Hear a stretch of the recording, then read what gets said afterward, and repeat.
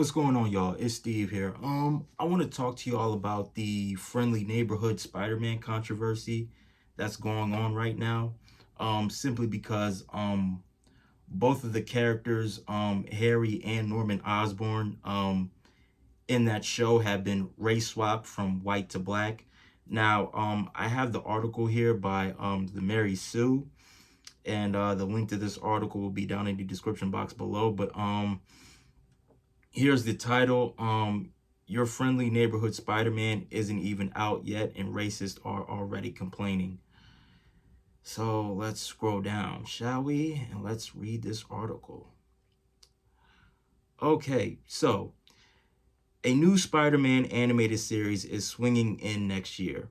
Your friendly neighborhood Spider-Man will present Peter Parker, Hudson Thames, as a high school era Spidey, contending with villains and problems on top of his schoolwork.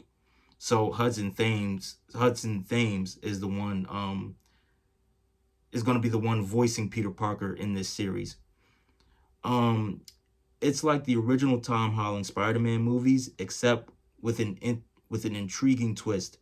Now, Norman Osborn, Coleman Domingo, Coleman Domingo, he'll be voicing Norman Osborn in this new series, is Spider-Man's mentor, not Tony Stark. Interesting. Norman Osborn, aka the Green Goblin, is consistently one of the most popular villains in the Spider-Man mythos. But now a whole lot of people who claim to be Spider-Man fans are throwing their toys out of the pram simply because this version of Norman Osborn, one of a great many, is black. Okay, so let's see here. Yep, the same people who show up to comment woke and DEI on everything are now commenting on the Your Friendly Neighborhood Spider-Man trailer with, well, woke and DEI. And, here's what I have to say about this whole woke thing, because this is such a huge pet peeve of mine when I hear both black people and white people that not only lean politically right but also lean politically far right. It's those type of people that get on my nerves when they misuse and abuse that term.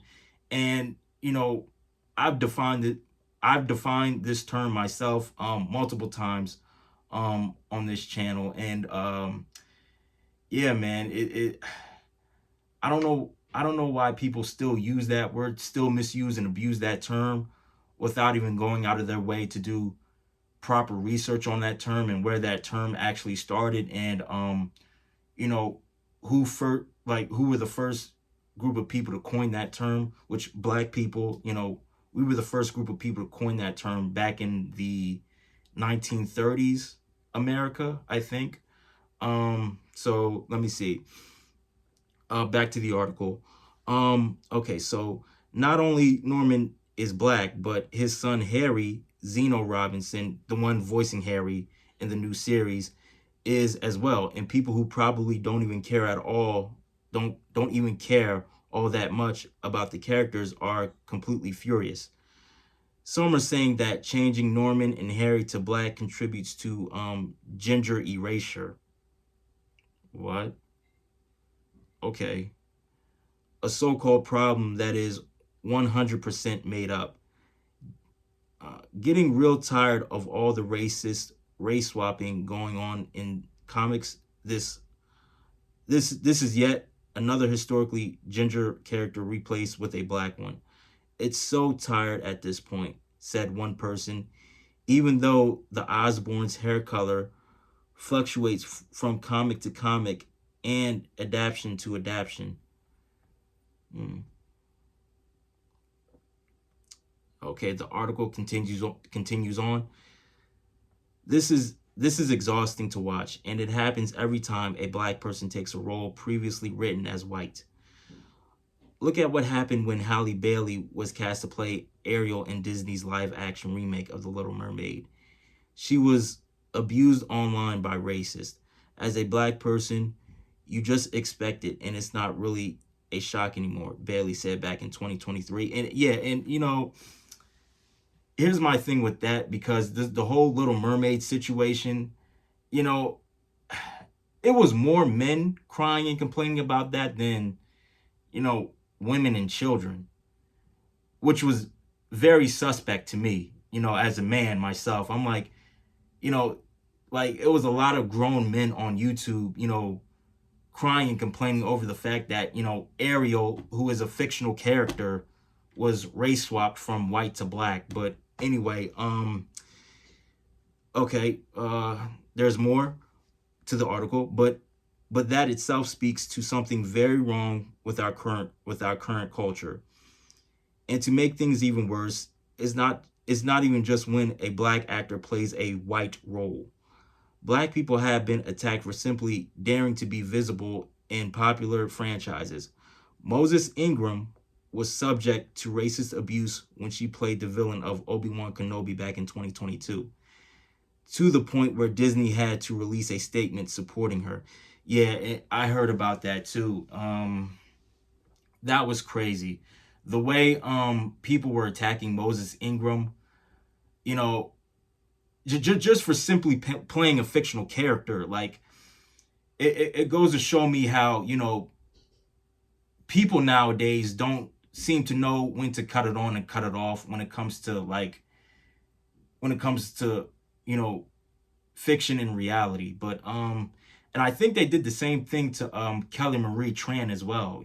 Kelly Marie Tran, she played Rose Tico in Star Wars Episode 8, and she got a lot of hate online, and it was getting to her so much that the hate was getting to Kelly Marie Tran. you know it got to her to the point where she made the choice to delete her social media accounts. So yeah, I mean, just people don't know when to separate fantasy from reality. That's the problem. Okay. There is more to the article. Okay. Spider-Man promotes a message of unity. The cast of the comic book has grown over the years to include more diverse characters, and this isn't even the first time an animated adaptation has changed the race of an important character. The Spectacular Spider-Man, which debuted in 2008, changed Liz Allen from a white blonde into a Latina. Yeah, and you know what? That's interesting because, when that happened, I didn't hear, I didn't hear anybody, yell woke or DEI, so I don't know why people are just, I don't know. But anyway, it's absolutely ridiculous that people are throwing tantrums over some iconic characters being a different race in an adaptation that was always going to do things differently. Still, if they're storming off, we can safely say that the fandom is better off without them. I mean, I don't know about that, but I think that's it. Yep, that's it to the article. So, yeah, again, the link to this article will be down in the description box below. Let me know what y'all think. And here's what I have to say about this, because a lot of people, they're just like, just getting outraged over the fact that you have two fictional characters being race swapped. Now, when Nick Fury was race swapped from white to black in the first Avengers movie, I don't recall people yelling woke or DEI. People didn't care. People thought it was cool to see Samuel L. Jackson as Nick Fury on the big screen. So, I mean, I don't know. I don't know, man. But I tell you, man, the culture war needs to end, man. I'm telling you that right now. But yeah, I mean, for me, as long as the storyline is great and the characters are written well in the series, that's all that matters to me. But anyway, I'm getting off of here. If you enjoyed the video, hit the like button, subscribe, share the video, and I will see you later. And yeah, leave a comment. And I'm out. I love y'all. Peace.